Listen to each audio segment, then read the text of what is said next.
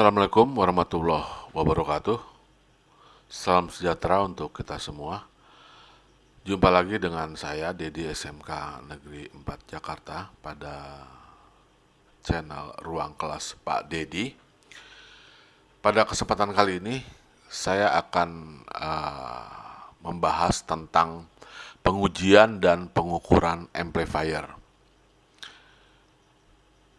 Kemampuan untuk melakukan proses pengujian dan pengukuran pada suatu penguat adalah salah satu kompetensi yang harus dikuasai oleh tamatan SMK Negeri SMK jurusan Teknik Audio Video. Pada pengujian dan pengukuran amplifier di sini harus dapat melakukan proses pengujian yang standar, ya, standar industri, standar pabrik, ya.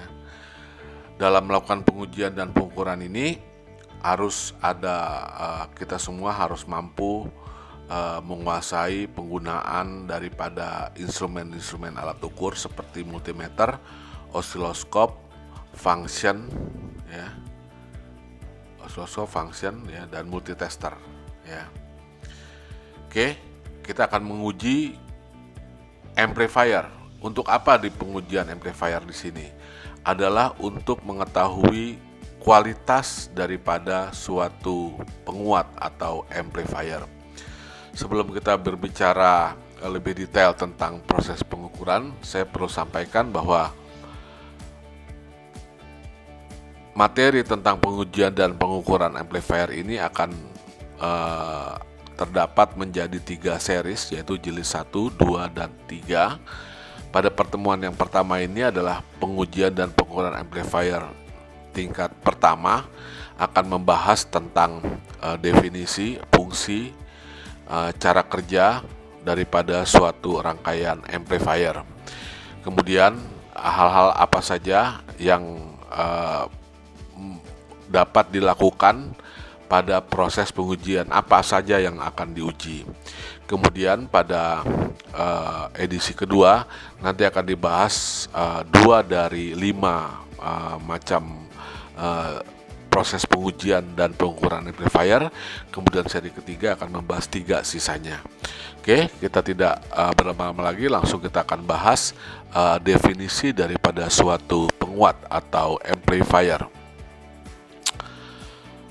Ini saya ambil dari Wikipedia. Penguat daya atau amplifier, power amplifier adalah suatu rangkaian elektronika yang didesain untuk meningkatkan atau menaikkan kekuatan atau power daripada sinyal input, ya. Jadi dia menghasilkan output dengan daya power yang lebih kuat, ya, memperkuat. Daya daripada sinyal input ini akan naik pada satu level yang cukup untuk dapat mengemudikan rangkaian output device, rangkaian output seperti speaker, headphone, RF transmitter, dan lain-lainnya. Seperti tegangan atau arus, penguatan tegangan dan arus, ya, pada rangkaian power amplifier, penguat daya, ini didesain khusus untuk mengemudikan, mendrive beban secara langsung dan digunakan sebagai blok terakhir pada suatu rangkaian amplifier, ya. Jadi amplifier itu kan tidak hanya satu blok. Power amplifier adalah satu bagian dari amplifier chain atau jaringan rangkaian amplifier, karena masih ada lagi rangkaian-rangkaian lain sebelum power. Itu ada preamp, ada equalizer, ada tone control, dan lain-lain. Jadi penguat daya ini adalah yang langsung directly to drive load directly use as final block. Jadi blok yang terakhir pada suatu rangkaian audio, gitu. Jadi artinya penguat amplifier ini, penguat daya ini adalah yang langsung mengemudikan ke loudspeaker.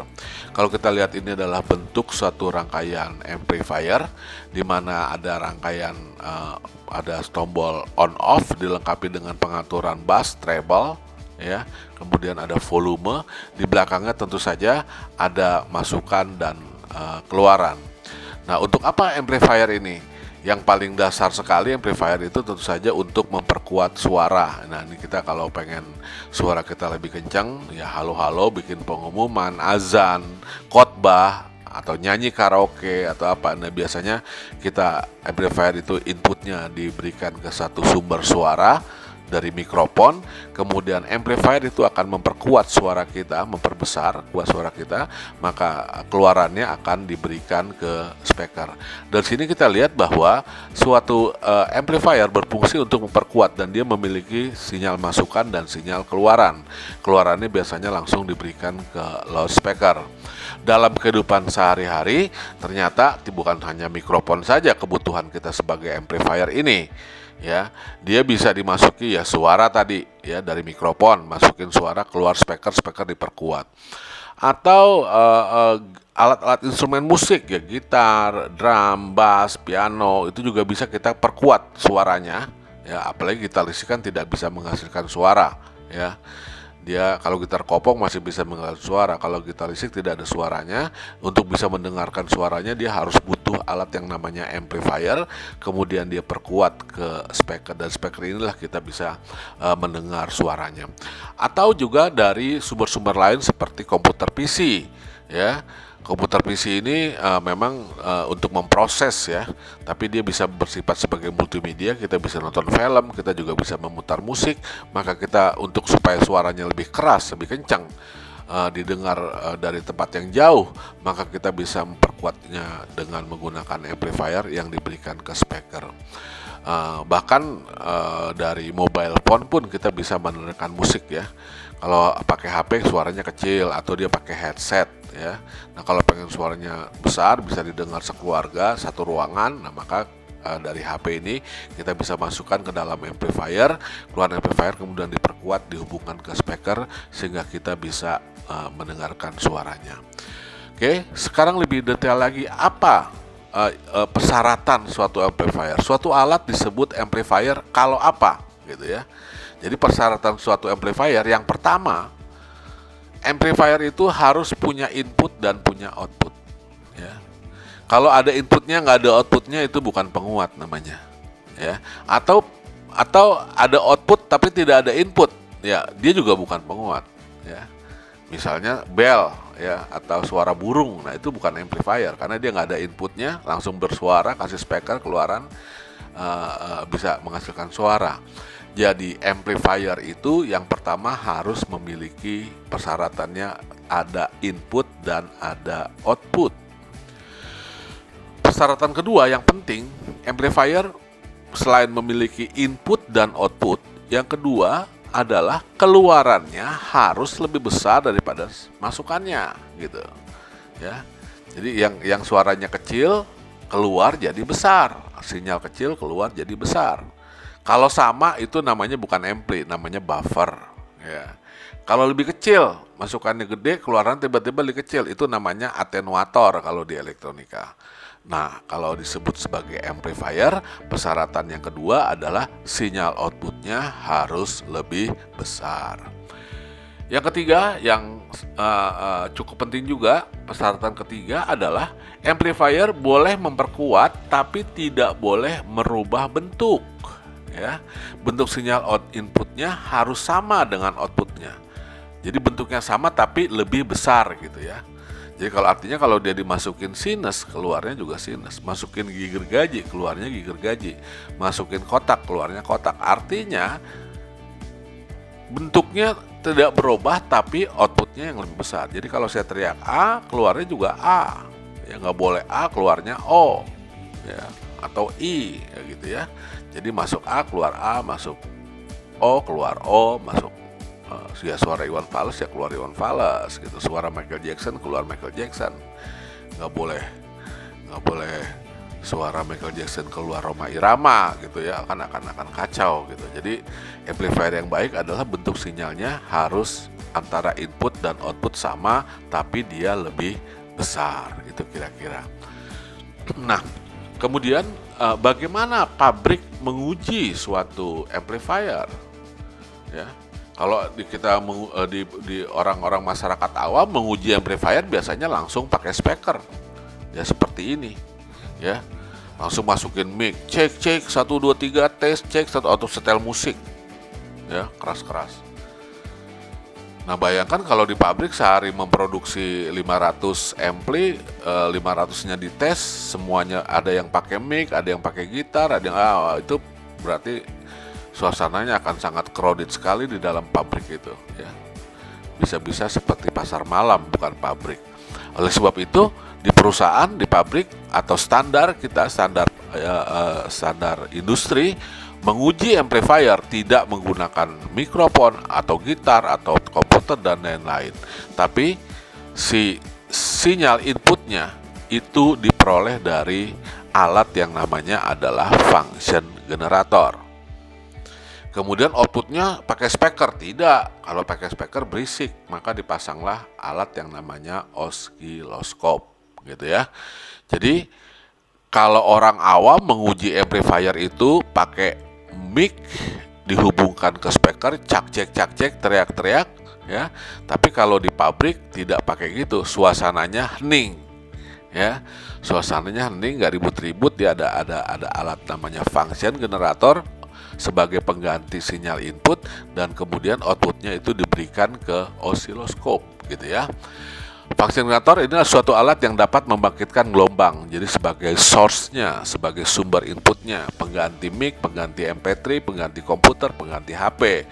Kemudian pengganti speaker itu adalah osiloskop ya. Jadi function generator dan osiloskop yang akan kita gunakan nanti dalam proses pengujian suatu penguat. Gimana instalasinya? Jadi kita gunakan function itu sebagai inputnya, outputnya diberikan ke osiloskop. Nanti kelihatan bentuk gelombangnya.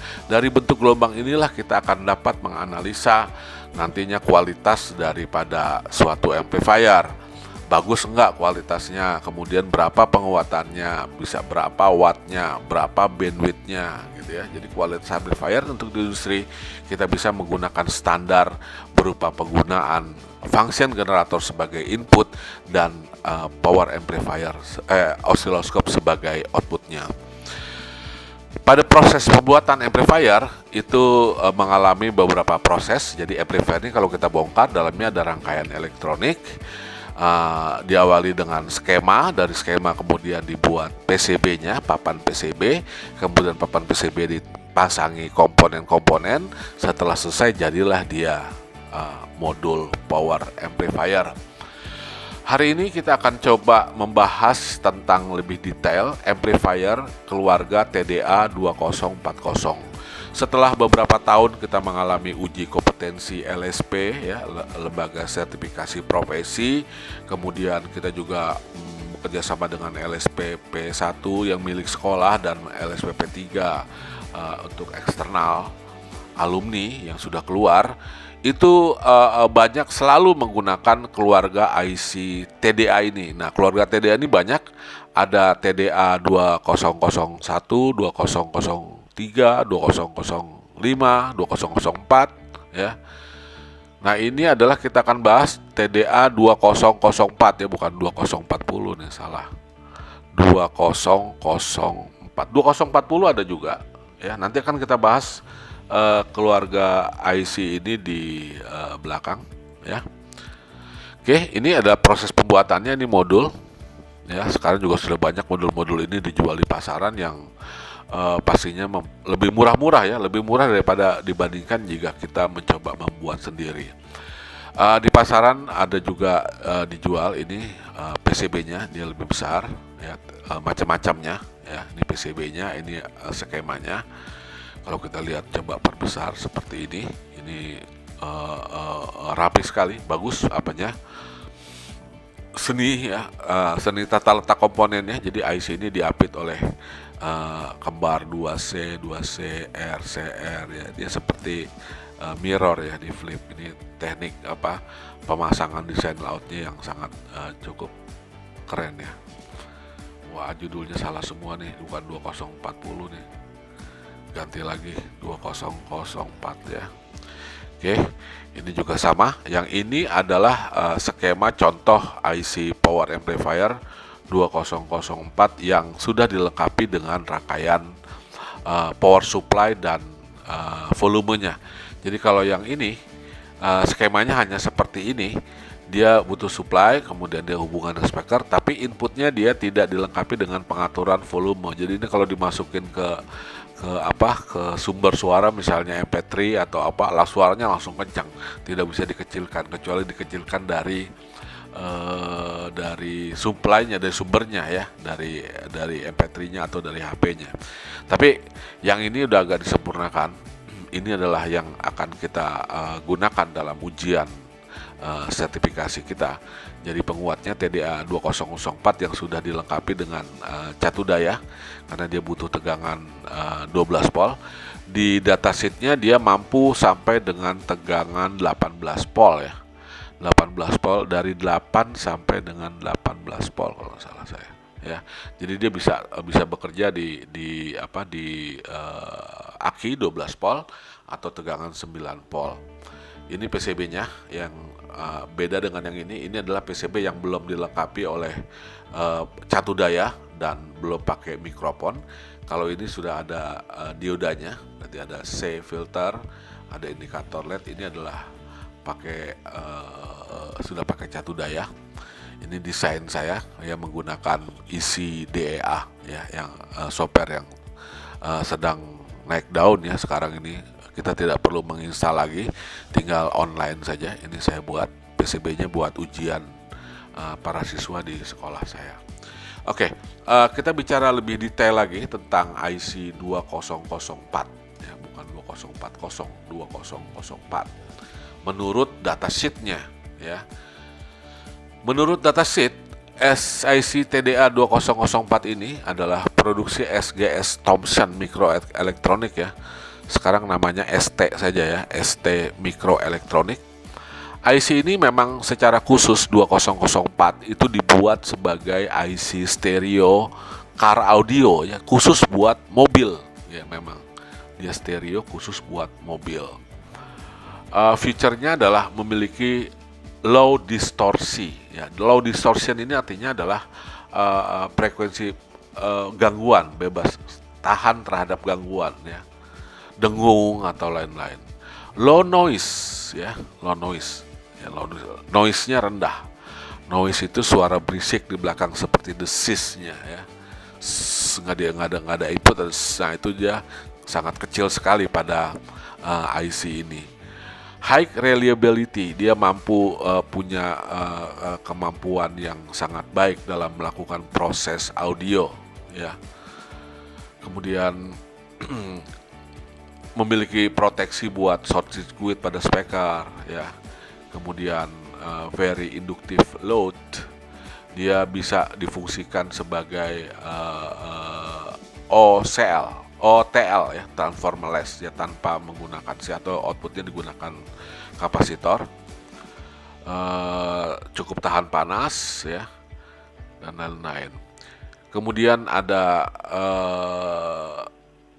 selanjutnya kita akan coba lihat definisinya ya, apa penjelasan umumnya. IC TDA 2044 ini adalah IC kelas B. Kelas B ini berarti dia powernya dia ada 2 transistor push-pull ya. Jadi kalau dia stereo berarti dia ada 4, dengan kelas B bekerja masing-masing setengah periode.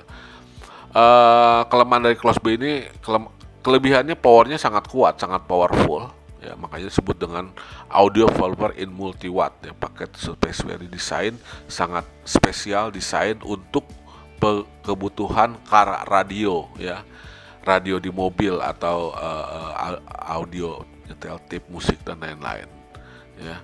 Sangat mudah dalam desain ya. Ya, dia cukup memasang beberapa komponen-komponen saja ya, dan kemampuan arusnya bisa mencapai 3,5 ampere. Kemudian impedansi outputnya bisa dipasangi ohm impedansi speaker sampai di bawah 1,6. Jadi dia cukup bagus ya, memiliki beban low impedance load ya. Kalau low impedance berarti impedance outputnya rendah, kemampuan mengalir kan arus keluarnya menjadi lebih besar. Salah satu persyaratan daripada amplifier itu harus memiliki impedansi outputnya dia harus low, impedansi input dia harus besar, impedansi outputnya harus low.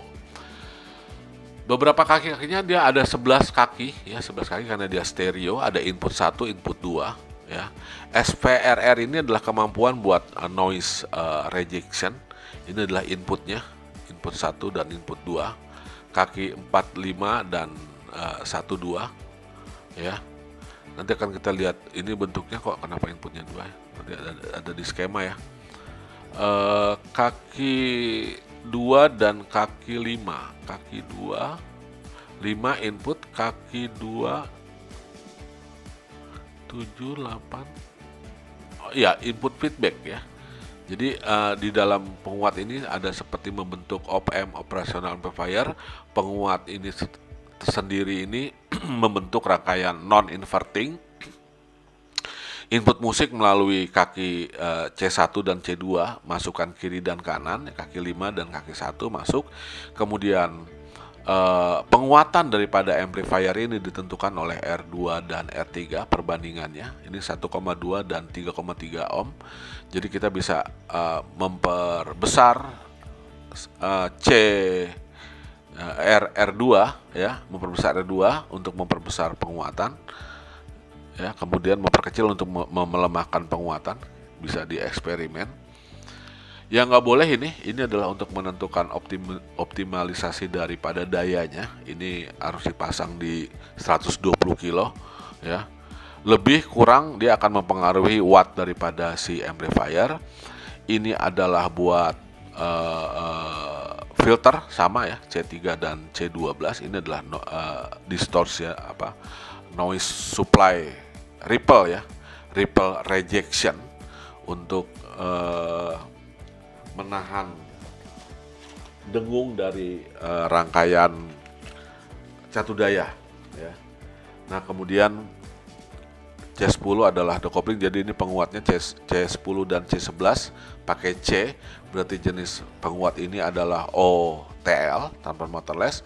C8 dan R6 dan C9 dan R7 ini adalah untuk kestabilan frekuensi ya. Ini adalah feedback kapasitor, feedback input. Nah, satu yang kelebihan daripada amplifier ini adalah dilengkapi umpan balik yang disebut dengan boost trap ya. Di sini ada kaki boost trap 1 dan boost trap 2. Jadi ini kalau kenapa kok inputnya ada input 1, 2 input, 2 output ya? Tidak betul ya. Input yang pertama adalah input dari sumber suara, input yang kedua adalah input umpan balik ya. Kemudian boost trap juga merupakan umpan balik ya. Ini adalah C4 dan C6 merupakan IC kapasitor boost trap. Boost trap itu adalah penstabil impedansi input. Jadi di sebagian output dikembalikan ke inputnya untuk membentuk boost trap. Jadi dia untuk menaikkan impedansi input ya, sehingga kebal terhadap noise, kebal terhadap gangguan, kira-kira seperti itu ya. Inilah teknik bootstrapping dalam suatu rangkaian amplifier ya. Ini dia ada bootstrap 1 dan bootstrap 2, kakinya ada 11 buah ya. Kaki PCC 6 ground, 9-nya adalah kaki PCC. Nah, di pasaran ada apa saja IC ini? TDA 204 itu memiliki keluarga yang sangat banyak. Di bawah 200 TDA 20 series itu adalah ada TDA 1910. Ini adalah 10 watt amplifier with muting, bisa di mute, bisa dihentikan. 2002 di bawahnya 2004 itu ada 8 watt untuk audio car. Yang kita adalah TDA 2004 ini adalah stereo 10x10. Kalau ini masih mono semua ya. 22033 itu mono 10 watt. 2005 20 watt tapi dia bisa pakai sistem bridge. Dayanya bisa 20 watt. 2006 ini nggak populer nih, jarang saya lihat nih. 10 watt amplifier. Karena hampir sama aja dengan TDA 2003 tampaknya. 2007 nggak ada ya, 2007, 2001 juga nggak ada. Ada lagi 2009 10x10 high quality stereo amplifier. 2010, 2010 ini juga jarang. Ada lagi dia biasa dipakai itu adalah 2030, ini adalah 14 watt high pitch stereo. Ya, ada 20 40 ya. 20 watt amplifier, power amplifier stereo. Ya, tapi tidak untuk mobil ya. Yang khusus buat mobil tuh 8 watt, 10 watt ya. Sama 2004 ini ya buat stereo car amplifier. Yang lain tidak recommended buat di mobil. Dengan ada car ini berarti powerfulnya, suaranya kencang gitu ya, tapi tegangannya tidak tidak simetris ya, hanya 12 volt saja biasanya. Selain keluarga TDA 200 ada juga TDA 73 sekian ya, ada TDA 7379. IC ini bisa memiliki 2 kali kemampuan 38 watt, atau kalau mau dipasang 4, outputnya bisa memiliki daya 11 watt pada speaker 4 ohm. Kemudian dia bisa ngasilin 20 watt pada 8 ohm gitu ya. Ada lagi IC TDA 737. Jadi tanda kode di depan TDA ini adalah produk daripada ST Microelectronics ya, dulu namanya SGS Thompson. Ya, ini adalah memang pabrik yang memproduksi IC khusus audio. Nah, kemudian kalau di pasaran ini modulnya banyak sekarang dijual, harganya juga murah-murah ya. Beberapa kali eksperimen saya lebih baik membeli daripada membuat sendiri karena lama, mencelup, mensetrika dan lain-lain. Yang ini kondisinya sudah langsung jalan, ada komponen SMD-nya, sudah dilengkapi dengan dengan potensio, pengaturan volume dan lain-lain. Ini juga modul-modul yang lain yang banyak diproduksi dijual di toko-toko online, kalian bisa dapat. Itu sekilas tentang amplifier. Jadi pada pertemuan kita yang pertama ini kita hanya membahas tentang amplifiernya. Berikutnya kita akan lakukan proses pengujian pada seri yang kedua. Kita ketemu lagi di seri yang kedua. Untuk pertama saya selesaikan dulu sampai di sini. Terima kasih atas segala perhatian. Wassalamualaikum warahmatullahi wabarakatuh.